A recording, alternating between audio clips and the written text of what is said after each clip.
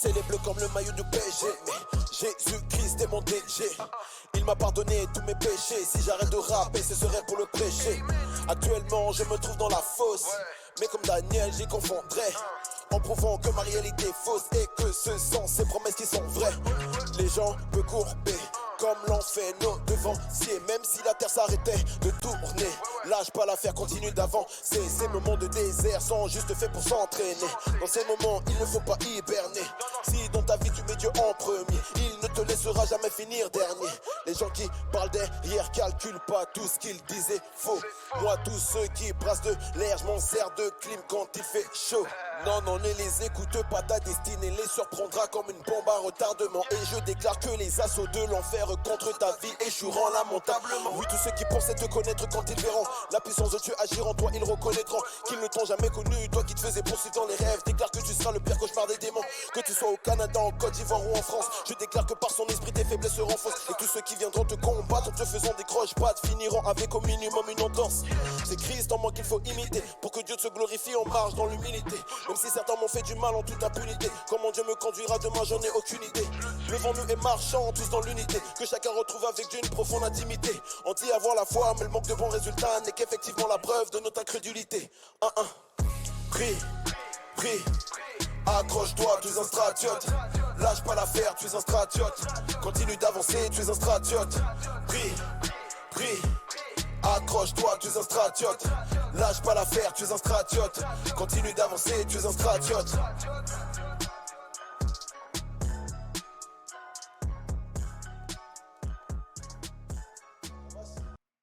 Bonjour à toutes et à tous, bienvenue sur cette nouvelle vidéo sur le travail. Je répète, nouvelle vidéo sur le travail.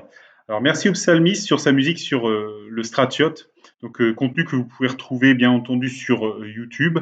Oui, que toute la gloire revienne à notre Seigneur. Alors, nous allons aujourd'hui étudier la question du travail. Alors la question est posée, devons-nous travailler et comment devons-nous travailler? Alors, nous allons tout d'abord lire le livre des Proverbes, le 12e proverbe, chapitre 12, verset 27, qui nous dit « Le paresseux ne rôtit pas son gibier, mais le précieux trésor d'un homme, c'est l'activité. » Vous voyez ici, on a déjà un premier élément de réponse, bien entendu. Le précieux trésor d'un homme, c'est l'activité. L'activité est très importante pour les hommes et femmes. Dieu a dit que l'on doit travailler. En fait, on obéit quelque part quand on travaille. Alors, on le voit donc dans le livre de Genèse, dès le départ, chapitre 3, verset 17, donc Dieu, le Seigneur, dit à l'homme « Puisque tu as écouté la voix de ta femme, et que tu as mangé de l'arbre au sujet duquel je t'avais donné cet ordre, tu n'en mangeras point, le sol sera maudit à cause de toi, c'est à force de peine que tu en tireras ta nourriture tous les jours de ta vie. » Donc vous voyez, ici, on est juste après la désobéissance par rapport au fruit qui était défendu, que l'homme ne devait pas manger. La femme l'a mangé, l'homme l'a mangé, voilà.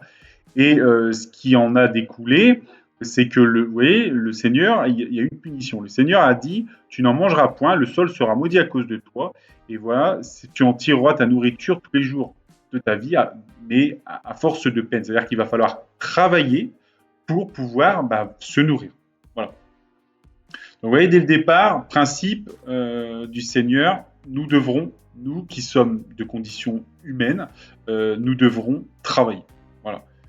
On voit aussi donc dans l'Exode, donc un peu plus loin dans la Bible, qu'il y a donc le Seigneur a remis à Moïse les fameux 10 commandements, et dans ces commandements, on voit au chapitre 20, verset 9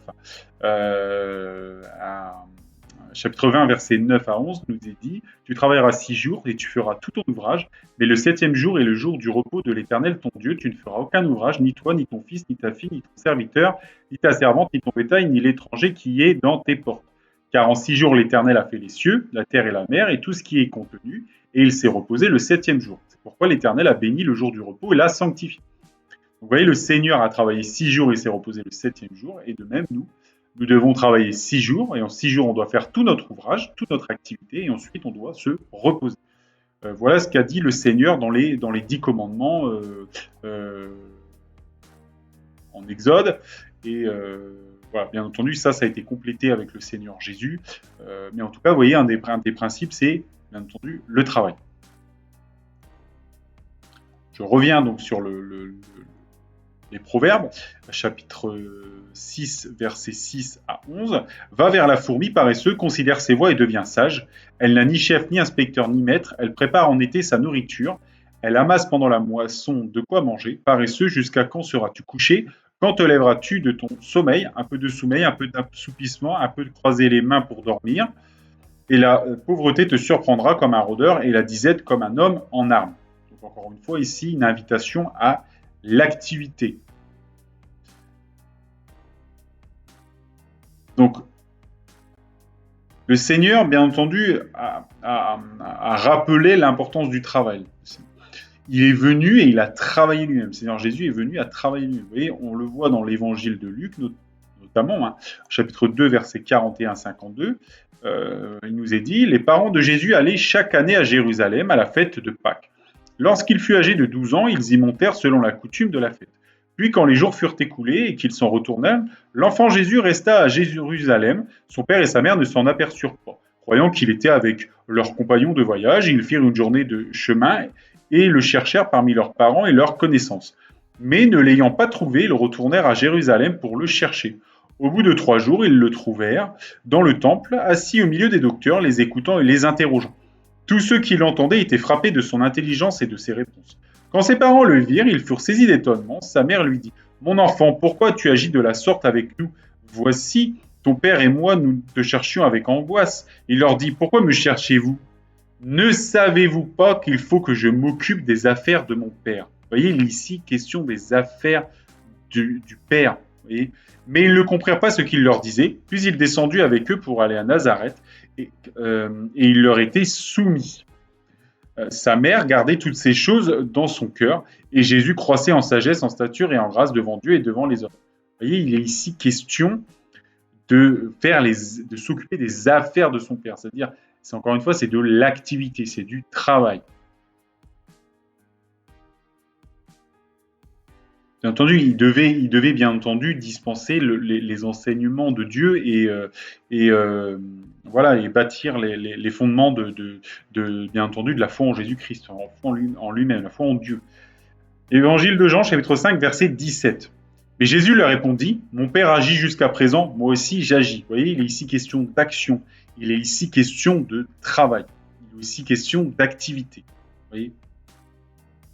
Donc, oui, le Seigneur veut que nous travaillions. Oui, le Seigneur a rappelé l'importance de travailler. Oui, le Seigneur a travaillé lui-même.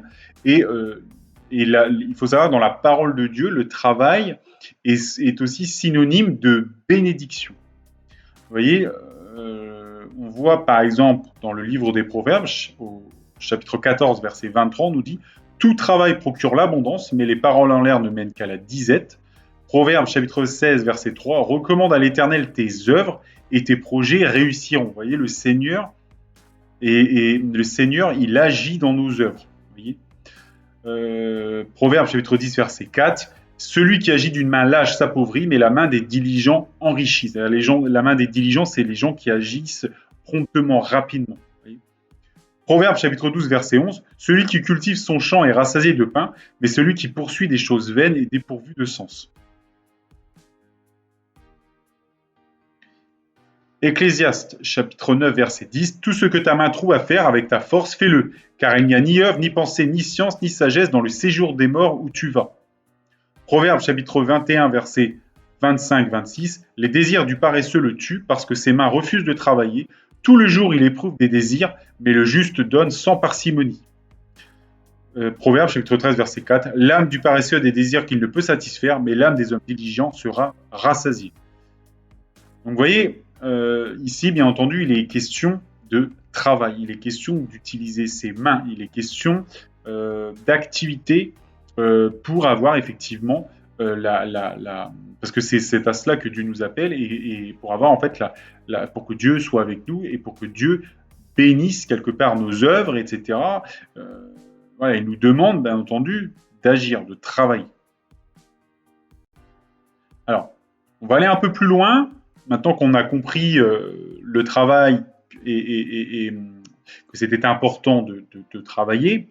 Il y a effectivement ce qu'on pourrait appeler le travail terrestre, et il y a ce que j'ai appelé le travail terrestre et le travail spirituel. Alors, le travail terrestre, bien entendu, c'est avoir un job, être chauffeur routier, je dis une bêtise, hein, voilà. Il y a aussi le fait de travailler. Alors, le travail, ça peut être aussi le week-end, sur d'autres activités, d'autres choses. C'est pas uniquement son CDI 35 heures. Et il y a, bien entendu, voilà, il y a aussi ce que j'ai appelé le travail spirituel. Alors, le travail spirituel, c'est par exemple pour un pasteur, d'édifier les gens, l'enseignement, parler du Seigneur Jésus. Voilà, ça c'est un travail, ce qu'on peut appeler travail spirituel. Donc le travail spirituel, d'emblée, il est beaucoup plus grand, bien entendu, et beaucoup plus important que le travail terrestre, parce que tout ce qui est travail spirituel, en fait, ça touche à notre relation avec le Seigneur, ça touche avec le fait de rendre témoignage du Seigneur Jésus.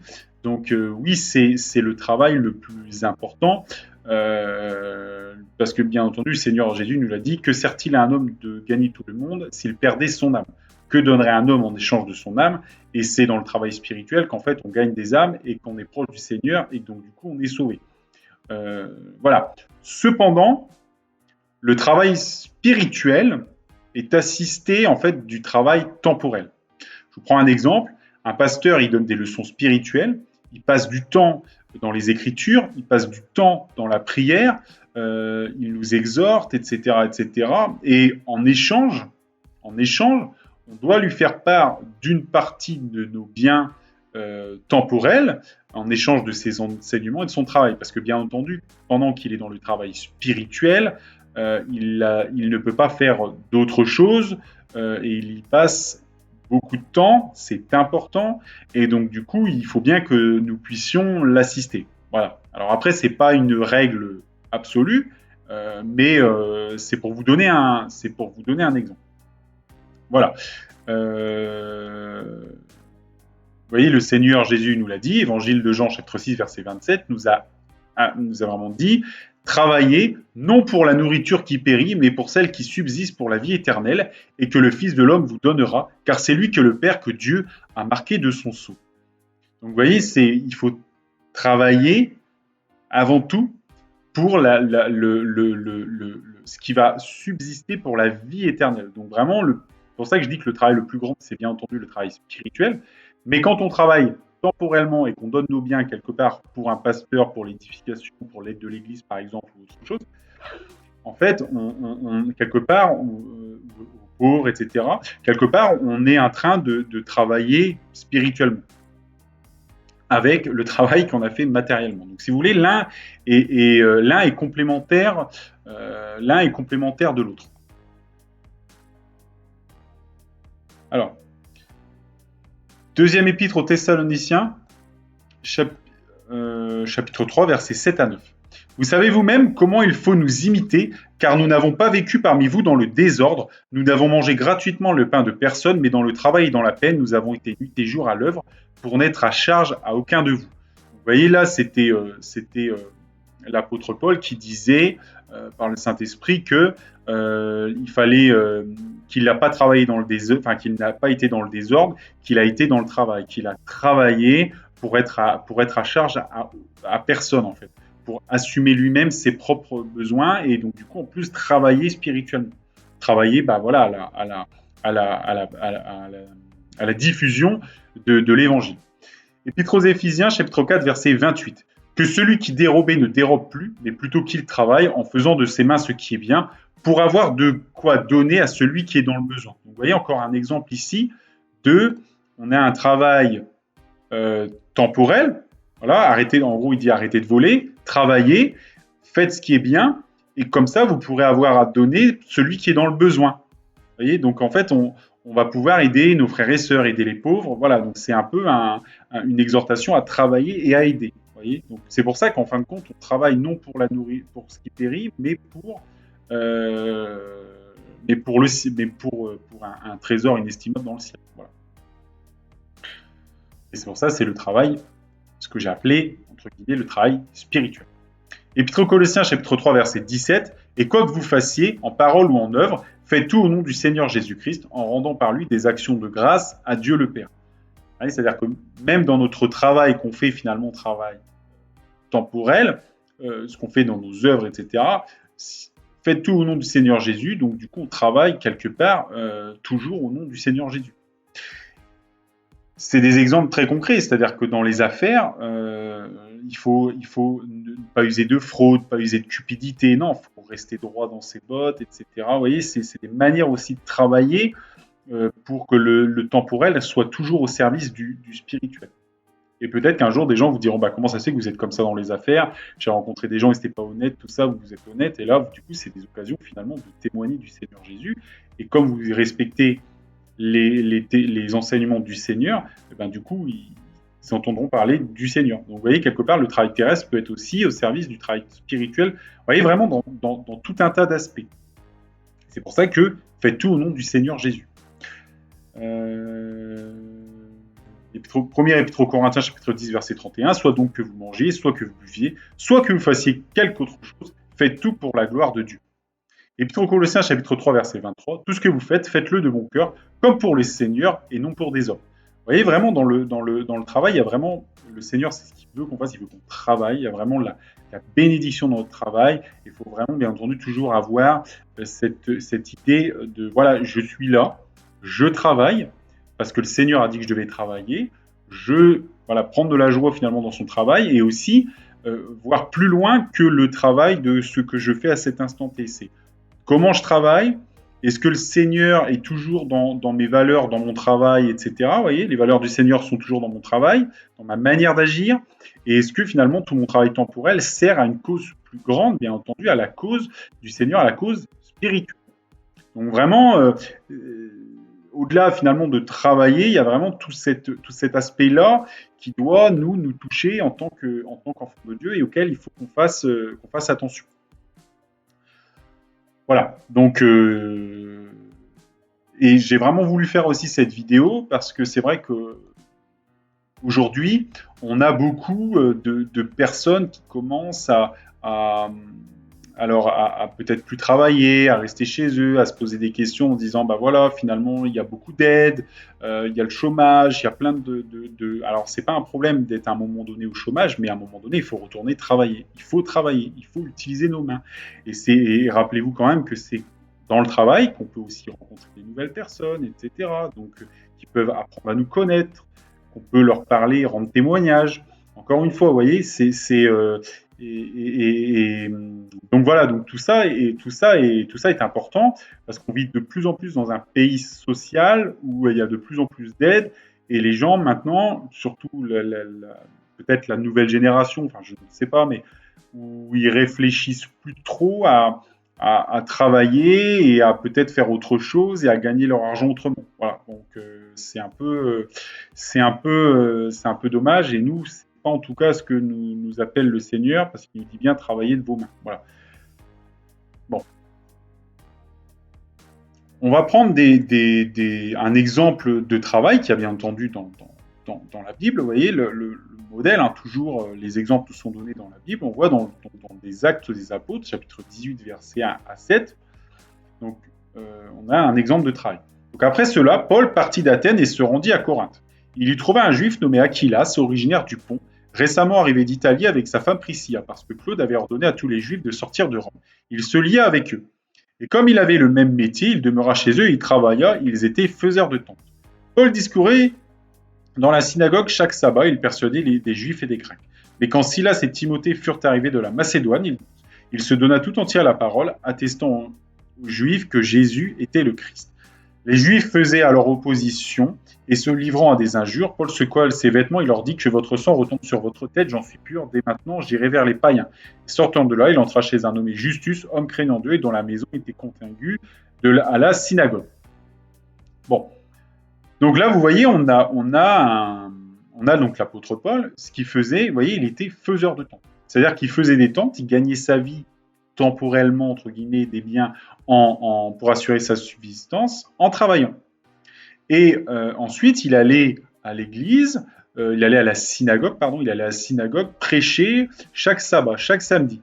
Donc vous voyez, on a du coup, là d'un côté, on a un travail et on a une continuité qui est du coup, de pouvoir assurer sa subsistance et donc d'aller chaque sabbat, etc. Vous voyez, il avait toujours en tête de travailler, mais pour quelque part faire quelque chose de plus grand et donc aller au sabbat, assurer sa subsistance et aller chaque sabbat enseigner. Vous voyez.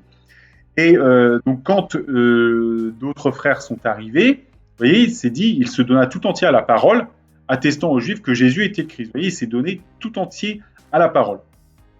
Donc il est monté d'un cran, si vous voulez, dans le travail spirituel. Et vous voyez, il est sorti de là et il est entré chez un nommé Justus, un homme qui craignait Dieu, et dont la maison était contiguë à la synagogue. Voilà, donc du coup, il a commencé à rentrer dans les maisons, etc., des personnes, et donc du coup, il est très probable que des personnes les aient peut-être logées ou autres, vous voyez, c'est-à-dire qu'ils ont fait don de leurs biens temporels pour entendre la parole, le message de Dieu. Voilà, donc on a vraiment ici, vous voyez, un exemple d'un apôtre qui a travaillé, qui a été faiseur de tentes, et qui ensuite a repris donc qui a repris, il allait peut-être de maison en maison, il allait dans différentes villes et donc du coup il était hébergé chez les personnes et vous voyez on a vraiment un lien là entre, vous voyez, toujours le travail temporel, ensuite travail spirituel, l'un avec l'autre, voilà, donc vous voyez il y a vraiment un lien entre ces deux travails, ces deux types de travail, mais finalement vous voyez que le travail temporel n'aura servi que pour lui faire le travail spirituel, en fait, de rendre témoignage. Donc, du coup, c'est à ça qu'il faut qu'on soit vigilant, c'est de travailler, c'est comme ça qu'on va multiplier quelque part les occasions d'aider pour toutes les œuvres qui vont rendre témoignage du Seigneur Jésus. Alors, le Seigneur Jésus nous a aussi donné une directive dans l'évangile de Matthieu qui était quelque part qui était de travailler selon ses capacités. Il y a des personnes qui n'ont pas forcément les mêmes capacités de travail que d'autres. Voilà. C'est pour ça que je dis qu'il n'est pas toujours opportun de se comparer tous les uns les autres. Il y en a qui sont capables de travailler énormément, il y en a qui sont capables de moins travailler. Bon, bah, écoutez, c'est comme ça. L'important, bien entendu, c'est de travailler. Voilà. Et de travailler d'abord spirituellement. Toujours rendre témoignage de notre Seigneur. Et ensuite, effectivement, il y a le travail temporel, mais ça ne sert finalement qu'à la finalité du travail spirituel, qui peut aboutir par des dons, par des témoignages et par d'autres fruits. Alors, Évangile de Matthieu, chapitre 25, versets 14 à 30. Il en sera comme d'un homme qui, partant pour un voyage, appela ses serviteurs. Il leur remit ses biens. Il donna 5 talents à l'un, 2 à l'autre et 1 au troisième, à chacun selon sa capacité. Et il partit. Aussitôt, celui qui avait reçu les 5 talents s'en alla et les fit valoir, et il gagna 5 autres talents. De même, celui qui avait reçu les 2 talents gagna 2 autres. Celui qui n'avait reçu qu'un talent alla faire un creux dans la terre et cacha l'argent de son maître. Longtemps après, le maître de ses serviteurs revint et leur fit rendre compte. Celui qui avait reçu les 5 talents s'approcha en apportant 5 autres talents, et il dit « Seigneur, tu m'as remis 5 talents. Voici, j'en ai gagné 5 autres. » Son maître lui dit « C'est bien, bon et fidèle serviteur. Tu as été fidèle en peu de choses, je te confierai beaucoup. Entre dans la joie de ton maître. » Celui qui avait reçu les 2 autres talents s'approcha aussi, et il dit « Seigneur, tu m'as remis 2 talents, voici, j'en ai gagné 2 autres. » Son maître lui dit « C'est bien, bon et fidèle serviteur. Tu as été fidèle en peu de choses, je te confierai beaucoup. Entre dans la joie de ton maître. » Celui qui n'a reçu qu'un talent s'approcha ensuite, et il dit « Seigneur, je savais que tu es un homme dur, qui moissonne où tu n'as pas semé, et qui amasse où tu n'as pas vanné. J'ai eu peur et je suis allé cacher ton talent dans la terre. Voici, prends ce qui est à toi. » Son maître lui répondit, « Serviteur méchant et paresseux, tu savais que je moissonne où je n'ai pas semé, et que j'amasse où je n'ai pas vanné. Il te fallait donc remettre mon argent au banquier, et à mon retour, j'aurais retiré ce qui est à moi avec un intérêt. Ôtez-lui donc le talent et donnez à celui qui a les 10 talents. Car on donnera à celui qui a, il sera dans l'abondance, mais à celui qui n'a pas, on ôtera même ce qu'il a. Et le serviteur inutile, jetez-le dans les ténèbres du dehors, où il y aura des pleurs et des grincements de dents. » Vous voyez, ici, c'est vraiment une exhortation du Seigneur à ce que chacun travaille selon ses capacités. Quelles sont les capacités de chacun? Ça, seul le Seigneur le sait.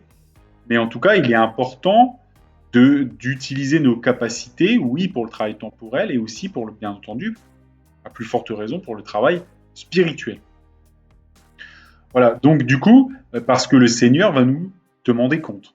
Et vous voyez, ceux qui avaient travaillé, qui avaient gagné quelque part la mise de départ, eh ben le Seigneur les a élevés. Par contre, celui qui avait gagné un talent, qui l'avait caché, qui n'avait même pas cherché à travailler, ben en fait, le Seigneur l'a puni. Voilà. Donc, et vous voyez, le Seigneur lui demandait même pas, en tout cas, de gagner un autre talent. Il lui disait juste un intérêt et j'aurais gagné quelque chose. Bien sûr, il est ici question de fruits spirituels. Mais voilà, vraiment une exhortation, encore une fois, travailler. Il faut travailler. On est dans une société où, enfin dans un monde, hein, si je puis dire, où des fois les gens veulent moins en moins travailler, etc., alors que le Seigneur nous dit travailler, travailler. Voilà. Donc oui, travailler votre foi, bien entendu, travailler spirituellement et assister aux choses temporelles par votre travail matériel. Voilà, et le Seigneur va bénir et votre travail spirituel et votre travail matériel.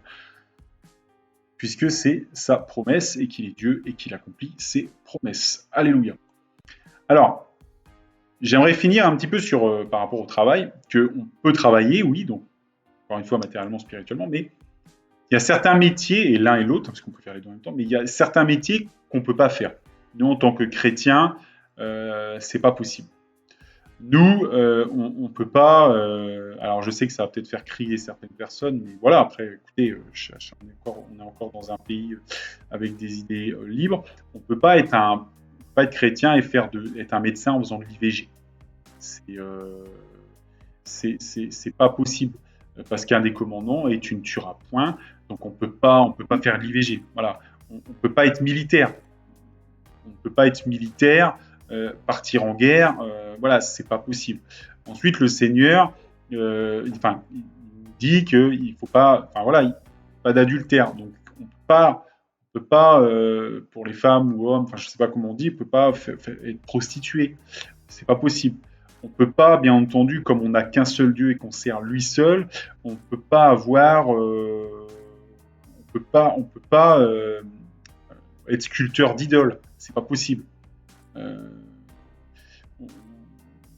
Parce que c'est un des commandements qui nous dit que de ne pas se faire de représentation d'image taillée. Voilà, donc du coup, c'est pas possible. On ne peut pas faire le métier d'astrologue, de devin, de magicien. Il faut savoir que notre Seigneur, il déteste ces métiers-là. Voilà, c'est tout. Il nous le dit dans sa parole, donc on va pas faire un métier où, voilà. Bon, après, il y en a plein d'autres qu'un chrétien ne peut pas faire. Voilà. Et je vous invite, si vous êtes dans ces branches, à changer à changer de voie et changer de travail, tout simplement. Voilà, donc bon. Ensuite, vous voyez, il faut travailler, mais on ne peut pas non plus travailler n'importe comment. Vous voyez, on nous dit au livre des Proverbes, chapitre 28, verset 19, on nous dit « Celui qui cultive son champ est rassasié de pain, mais celui qui poursuit des choses vaines est rassasié de pauvreté. » Vous voyez, les choses vaines. Voilà, on ne peut pas dire que notre métier, on est parieur. On fait des paris. Voilà, c'est pas sérieux. Et c'est bien ce que nous disait ici. Alors je sais qu'il y a des gens, il y a des parieurs, ils sont riches, mais en tout cas, c'est pas comme ça que le Seigneur nous dit de faire. Voilà, donc celui qui cultive son champ est rassasié de pain, mais celui qui poursuit des choses vaines est rassasié de pauvreté. Premier épître aux Thessaloniciens, chapitre 4, versets 4 à 12. Donc, c'est que chacun de vous sache posséder son corps dans la sainteté et l'honnêteté, sans vous livrer à une convoitise passionnée comme les païens qui ne connaissent pas Dieu. C'est que personne n'use envers son frère de fraude et de cupidité dans les affaires, parce que le Seigneur tire vengeance de toutes ces choses, comme nous vous l'avons déjà dit et attesté. Car Dieu ne nous a pas appelés à l'impureté, mais à la sanctification. Donc, quelque part, notre sanctification fait que pas de fraude, pas de cupidité, pas de convoitise passionnée, honnêteté, vous voyez. Je reprends. Celui donc qui rejette ses préceptes ne rejette pas un homme, mais Dieu qui vous a aussi donné son Saint-Esprit. Pour ce qui est de l'amour fraternel, vous n'avez pas besoin qu'on vous en écrive, car vous avez vous-même appris de Dieu à vous aimer les uns les autres. Et c'est aussi ce que vous faites envers tous les frères dans la Macédoine entière. Mais nous vous exhortons, frères, à abonder toujours plus dans cet amour, et à mettre votre honneur, à vivre tranquille, à vous occuper de vos propres affaires, à travailler de vos mains, comme nous vous l'avons recommandé, en sorte que vous vous conduisiez honnêtement envers ceux du dehors et que vous n'ayez besoin de personne. Vous voyez, c'est vrai que dans notre travail, en fait, on rend les gens parfois nous jugent, nous voient dans notre manière de travailler. Et quand vous travaillez honnêtement, finalement, les gens du dehors, ils ne peuvent pas mal parler des chrétiens, ils ne peuvent pas mal parler de nous parce qu'on fait les choses honnêtement, comme il faut les faire, et on travaille, et voilà. Donc, ils ne peuvent pas médire, si vous voulez. C'est aussi le regard des gens va avoir un impact aussi dans notre environnement. Et donc, notre manière de conduire, sachez qu'elle est scrutée. Quand on sait que vous êtes chrétien, vous êtes une lumière du monde. Donc, les gens vous observent, les gens voient comment vous agissez. Et donc, dans notre travail, il faut bien entendu être irréprochable et voilà. Et c'est ce que nous dit l'Épître aux Thessaloniciens en nous donnant des conseils sur les affaires. Donc, bien entendu, si vous êtes, je dis une bêtise, vendeur de meubles, que vous avez acheté le meuble 10, vous ne pouvez pas le revendre 500. Parce que là, en termes vous voyez, en termes on utilise, là, on est dans la cupidité. Vous voyez, on ne cherche pas à gagner sa vie et le faire honnêtement, etc. Là, on cherche vraiment c'est plus gagner sa vie, quoi. Vous voyez, on est sur une marge tellement folle qu'à un moment donné, il faut retrouver sur des marges un peu plus normales. Enfin, moi, c'est mon sentiment, en tout cas, que j'ai quand je vois ce genre de choses. Donc, le deuxième épître aux Thessaloniciens, chapitre 3, versets 7 à 12, nous dit « Vous savez vous-même comment il faut nous imiter, car nous n'avons pas vécu parmi vous dans le désordre. Nous n'avons mangé gratuitement le pain de personne, mais dans le travail et dans la peine, nous avons été nuit et jour à l'œuvre pour n'être à charge à aucun de vous. Ce n'est pas que nous n'en eussions le droit, mais nous vous avons voulu vous donner en nous-mêmes un modèle à imiter. Car lorsque nous étions chez vous, nous vous disions expressément, si quelqu'un ne veut pas travailler, qu'il ne mange pas non plus. Nous apprenons cependant qu'il y en a parmi vous quelques-uns qui vivent dans le désordre, qui ne travaillent pas et qui s'occupent de futilité. Nous invitons ces gens-là et nous les exhortons par le Seigneur Jésus-Christ à manger leur propre pain en travaillant paisiblement. Donc encore une fois, une exhortation à travailler paisiblement, à manger leur propre pain et à arrêter de s'occuper de futilité. Parce que les gens qui ne travaillent pas et les gens qui ne cherchent pas en plus à travailler, etc., si vous voulez, la Bible nous dit bien, ils vivent dans le désordre. Donc, travailler, bien entendu, vous voyez, là, il est aussi repris le fait que, bien sûr, les apôtres, ceux qui dispensent la parole de Dieu, ils en avaient le droit. Ils avaient le droit de travailler, eux, ils travaillent spirituellement, ils travaillent dans la lecture, dans l'étude de la Bible, dans la transmission de la parole de Dieu, dans la prière. Et vous voyez, eux, ils ont le droit de moissonner les biens temporels. Vous voyez, même Paul va dire dans une autre phrase en disant est-ce une grosse affaire si nous moissonnons vos biens temporels? Parce qu'il a ce droit en tant qu'homme de Dieu. Mais il n'a pas voulu le faire parce qu'il a préféré travailler, etc., continuer le nuit et jour, parce que quelque part, pour certaines personnes, ça peut créer des obstacles. En tout cas, au début, dans le témoignage du Seigneur Jésus. Voilà, donc après, les hommes de Dieu qui travaillent en plus pour quelque part faire leur ministère et le financer eux-mêmes, ils auront une gloire d'autant supérieure. Voilà. Enfin voilà, donc je m'arrête là parce que sinon ça pourrait continuer encore longtemps. Vous voyez, Épître aux Éphésiens, chapitre 6, verset 5, encore une fois, on nous dit « Serviteurs, obéissez à vos maîtres selon la chair, avec crainte et tremblement, dans la simplicité de votre cœur, comme à Christ. » Vous voyez, comme à Christ. Vraiment, c'est important de respecter aussi les gens pour lesquels on travaille. Première épître de Pierre, chapitre 2, versets 18 à 19. Serviteurs, soyez soumis en toute crainte à vos maîtres, non seulement à ceux qui sont bons et doux, mais aussi à ceux qui sont d'un caractère difficile. Car c'est une grâce que de supporter des afflictions par motif de conscience envers Dieu quand on souffre injustement. Donc on nous dit ici que si on travaille pour des patrons qui sont difficiles, il faut les supporter. Et c'est une grâce de les supporter parce qu'on le fait, parce que le Seigneur nous a dit d'aimer et de respecter nos patrons. Donc si nous respectons nos patrons, même s'ils sont difficiles, et qu'on le fait parce que le Seigneur nous a demandé de le faire, c'est une grâce. Voilà. Vous voyez toujours ce rapport dans le travail. Voilà. Donc si tu le peux, mon frère, ma sœur, travaille et travaille spirituellement d'abord. Dans ton travail matériel de tous les jours, tu peux aussi travailler spirituellement avec le témoignage et d'autres données pauvres, etc. Notre premier travail est de grandir spirituellement, bien entendu en lisant notre Bible, puis on travaille pour gagner temporellement et mettre cela au service du Seigneur. Et travailler est nécessaire. Alors oui, bien sûr, il y a des gens qui ne peuvent pas travailler, qui ont des capacités physiques, etc., mentales restreintes. Voilà, encore une fois, je vous renvoie à la parole du Seigneur qui nous a dit à chacun selon sa capacité par rapport au talent. Donc il est évident que cette personne-là n'a pas les mêmes capacités physiques, peut-être mentales, qu'une personne qui a toutes ses facultés. Donc on ne lui demandera pas autant, bien entendu, qu'aux autres personnes qui sont valides. Mais il est important de travailler. Aujourd'hui, même derrière un ordinateur ou autre chose, on peut travailler. Voilà. Et bien entendu, continuer à grandir spirituellement. Livre de Josué, chapitre 1, verset 8. Que ce livre de la loi ne s'éloigne point de ta bouche, médite-le jour et nuit, pour agir fidèlement selon tout ce qui est écrit, car c'est alors que tu auras du succès dans tes entreprises, c'est alors que tu réussiras. Voici la clé du succès de notre travail, lire notre Bible, l'appliquer. Voilà. Que Dieu vous bénisse dans le nom de Jésus et que la gloire revienne à notre Seigneur Jésus.